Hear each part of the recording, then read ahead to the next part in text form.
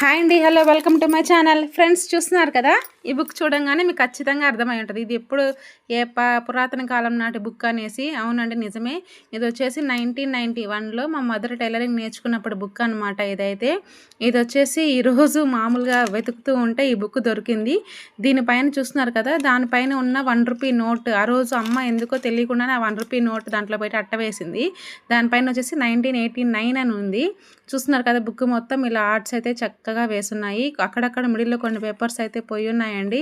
అంటే 35 years book ఇప్పటికీ ఉంది, దాచుకొని ఉందంటే గ్రేట్ కదండి. చూస్తున్నారు కదా, ప్రతిదీ ఆర్ట్ ఎంత చక్కగా వేసి దానిపైన మెజర్మెంట్స్ అన్నీ రాసున్నాయన్నమాట. అసలు ఎందుకు ఈ బుక్ గురించి చెప్తున్నానంటే, ఇప్పుడు ప్రజెంట్ నేను కూడా టైలరింగ్ ఫీల్డ్లోనే ఉన్నాను కాబట్టి నేను కూడా మా మదర్ని నాకు ఒక బుక్ ప్రిపేర్ చేసి ఇవ్వమా అని చెప్పానమాట. అందుకోసం ఈరోజు మామూలుగా వెతుకుతూ ఉంటే ఈ బుక్ దొరికింది.